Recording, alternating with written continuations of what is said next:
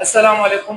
Umar online academy में खुश आमदीद। उमर ऑनलाइन एकेडमी में हम क्लास 9 का पहला chapter real number and complex number के बारे में पढ़ेंगे। सही, रियल नंबर और कॉम्प्लेक्स नंबर क्या होते हैं, इनका इस्तेमाल कहाँ होता है, इस चीज को हम डिटेल से पढ़ेंगे और इसी चैप्टर के हर एक एक्सरसाइज के हर सवाल को हम सॉल्व करेंगे। सही, आप लोगों की जो भी मुश्किल होगी, जो भी प्रॉब्लम होगी, आप कमेंट्स में हमसे पूछ सकते हैं। हम आपको इंशाल्लाह इसके नोट्स भी प्रोवाइड करेंगे। तो सबसे पहले रियल नंबर और कॉम्प्लेक्स नंबर के चैप्टर को स्टार्ट करने से पहले आपको रियल नंबर और कॉम्प्लेक्स नंबर के बारे में मालूमात होनी चाहिए। तो सबसे पहले हम लोग क्या करेंगे, रियल नंबर को समझेंगे कि रियल नंबर क्या चीज है। तो ये जैसे आपको बोर्ड में पूरा चार्ट नजर आ रहा है, सही। इस चार्ट में आप गौर से देखिए, मैंने रियल नंबर का एक चार्ट बनाया हुआ है। रियल नंबर, इसके दो ब्रांचेस में दो टाइप्स है, रेशनल नंबर, इररेशनल नंबर। फिर आपके पास रेशनल नंबर को इंटीजर, नॉन इंटीजर, फिर इंटीजर के even number, odd number, natural number और प्राइम नंबर। इन सबको हम एक बाय एक करके पढ़ेंगे, लेकिन तरीके से, ताकि आपको समझ में आ सके। लेकिन एक चीज का आप लोग ख्याल रखिएगा, ये चीज का ख्याल रखिएगा, क्योंकि आपने पिछले क्लासेस में ये सारी चीजें आपकी नजरों से गुजरी होंगी। हम इसकी रोजमर्रा जिंदगी में और इस्तेमाल होने वाली तमाम चीजें आपको बताएंगे। जैसे सबसे पहले हम रेशनल नंबर की तरफ आते हैं। सही है, रियल नंबर का पहला ब्रांच रेशनल नंबर को जब हम पढ़ते हैं तो रेशनल नंबर क्या चीज है। रेशनल नंबर के अंदर टोटल आपका चाहे इंटीजर हो, चाहे नॉन इंटीजर हो, इवन नंबर हो, ओड नंबर हो, नेचुरल नंबर हो या प्राइम नंबर हो, ये सारे के सारे आपके रेशनल नंबर कहलाते हैं। ये बात समझ में आ गई? यानी रेशनल नंबर, ये जितने सेट्स ऑफ नंबर हमने लिखे, ये सारे के सारे आपके रेशनल नंबर कहलाते हैं। तो सबसे पहले मैं आपको बताते चलूंगा, सबसे आसान तरीके से शुरू करते हैं नेचुरल नंबर से कि नेचुरल नंबर क्या होता है। देखो बच्चों, नेचुरल नंबर को n से जाहिर किया जाता है।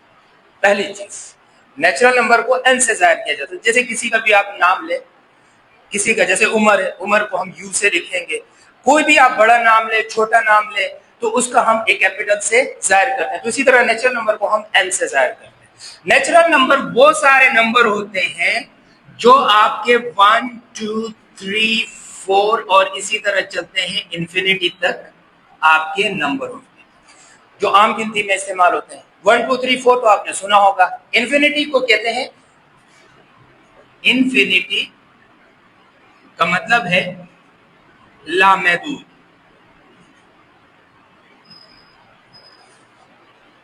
सही, जैसे कि इंफिनिटी का नाम है लामहदूद, खत्म ना होने वाला।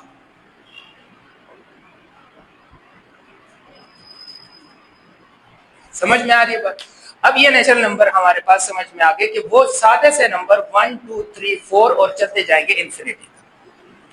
नेचुरल नंबर के बाद हमारे पास दूसरे नंबर है होल नंबर। तो होल नंबर का जब आप सेट को बारे में पढ़ते हैं तो होल नंबर को हम W से जाहिर करते हैं। होल नंबर को W से जाहिर करते हैं और इसका सेट शुरू होता है 0 1 2 3 4 और ये चलते जाते हैं इंफिनिटी। तो आप जरा गौर से देखें, नेचुरल नंबर के सेट में और होल नंबर के सेट में कोई बड़ा फर्क नहीं है, सिर्फ 0 का फर्क। नेचुरल नंबर 1 से शुरू होता है, होल नंबर में 0 1 2 3 4 5 6 7 8 9 10। यहां तक बात समझ में आ गई? उसके अलावा हमारे पास दूसरे नंबर है, जैसे कि इवन नंबर। इवन नंबर को हम ई से जाहिर करते हैं। इवन नंबर वो नंबर होते हैं, इवन नंबर वो वाले नंबर होते हैं जो 2 के टेबल में आते हो, जो 2 के टेबल्स में आते हो। जैसे कि मिसाल के तौर पर 2 2 जा 1, 2 2 जा 4, 2 3 जा 6, 2 4 जा 8, इसी तरह चलते जाते हैं इंफिनिटी। समझ में आ गई बात?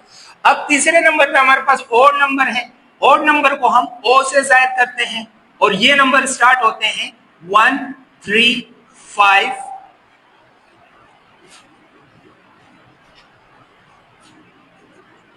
1 3 5 7 9 11 और इसी तरह चलते हैं इंफिनिटी।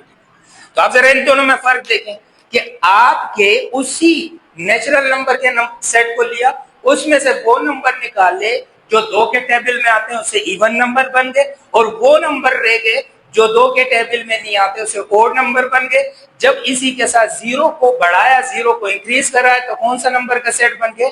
होल नंबर का सेट। तो यहां तक बात समझ में आ गई। हमें नेचुरल नंबर भी समझ में आ गया, ओड नंबर भी समझ में आ गया, इवन नंबर भी समझ में आ गया और होल नंबर भी समझ में आ गया। तो इन सब नंबरों को जब हम मिलाते हैं तो हमारे पास इंटीजर बनते हैं। सिर्फ एक चीज रहेगी, prime number set. Prime number का सेट, इसको आप P से जाहिर करते हैं।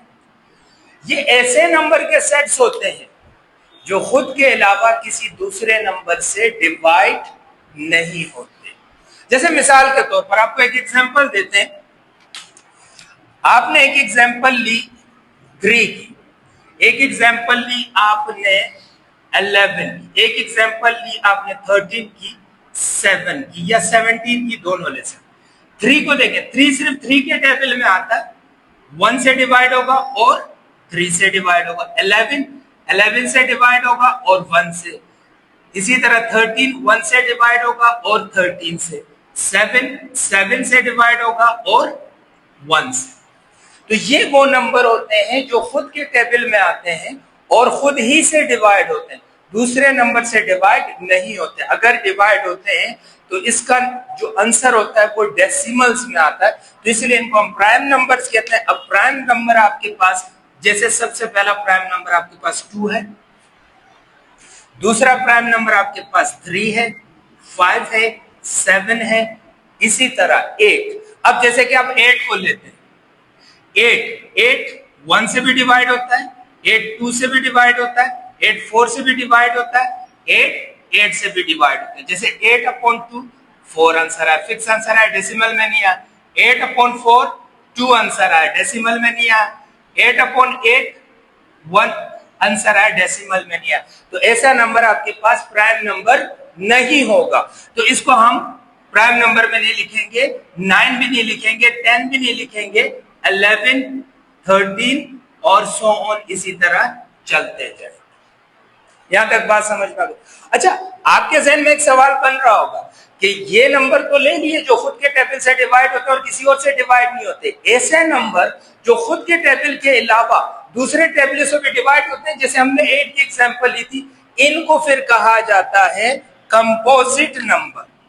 क्या कहा जाता है? Composite number. ये वो नंबर होते हैं जो खुद के अलावा, जैसे सबसे पहला कंपोजिट नंबर 4 होगा, 2 भी नहीं है। देखो 2 जो है सिर्फ 2 के टेबल में आता है, 3 के टेबल में नहीं आता। 3 सिर्फ 3 के टेबल में आता है, 4 के टेबल में नहीं आता है। 4 2 के टेबल में भी आता है और 4 खुद के टेबल में भी आता है, इसलिए 4 है आपके पास, 6 है, 8 है, सही है, 9 है, 10 है, 11 नहीं, 12 आता है। 12 जो है 4 के टेबल में भी आता है, 3 के टेबल में भी आता है, 6 के टेबल में भी आता है, तो वो भी आपके पास कंपोजिट नंबर है। तो वो नंबर जो आपके खुद के अलावा दूसरों टेबलों में भी आते हो तो इनको हम कहते हैं कंपोजिट नंबर। तो अब आपको ये सारे समझ में आ गए। तो ये जितने नंबर आपको नजर आ रहे हैं, चाहे प्राइम नंबर हो, चाहे कंपोजिट नंबर हो, चाहे नेचुरल नंबर हो, चाहे होल नंबर हो, चाहे ओड नंबर हो, चाहे इवन नंबर हो, ये सब के सब नंबर को जब हम मिलाते हैं, इसी का बेटा सेट क्या बनता है? इसका सेट बनता है इंटीजर्स। इंटीजर्स को z से जाहिर करते हैं, सही है। ये 0 से स्टार्ट होते हैं, 0 +-1 +-2 +-3 और सो ऑन, इसी तरह चलते जाओ। यहां तक बात आपको समझ में आ गई। ऐसे नंबर जो 0 से स्टार्ट होंगे, 0 से स्टार्ट होंगे, +-1। देखो बेटा, अब आप अगर गिनती लिखते हो तो ये 0 से स्टार्ट होते हैं, 0 1 2 3 4, ये प्लस में, सही है। अब माइनस का कॉन्सेप्ट कहां से आया? मिसाल के तौर पर आप एक दुकान में काम करते, आपके दुकान में 100 रुपए की सेल हो गई, वो तो आपके हो गए, तो वो क्या कहलाएंगे? प्लस। कोई बंदा आता है आपसे 50 रुपए लेके चला जाता है, क्योंकि उसने आपको पहले दिए हुए थे, तो आपके पास कितने रह गए? 50 रुपए रह गए। तो 50 कहाँ गए? वो ले गया, तो वो क्या हुआ, 100 में से निकल गए। तो जो नंबर निकल जाते हैं फिर हम उसको माइनस से शो करते हैं। तो यहां तक बात समझ में आ गई। अच्छा, एक और बात, मुझे आप ये बताएं, छोटा सा एक सवाल पूछना है कि -3 और -2 में से कौन सा बड़ा होगा। जैसे कि मैं आपसे यहां कह रहा हूं कि 1 और 2 में कौन सा बड़ा है, तो आप डायरेक्ट बता देते हैं कि 2 बड़ा है। तो मुझे ये बताएं कि -3 और -2 में कौन सा नंबर बड़ा है।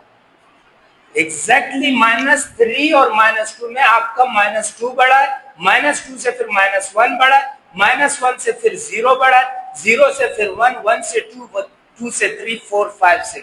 जितने नंबर आप माइनस में चलते जाओगे तो उतना वो नंबर छोटे सा छोटा होता जाएगा।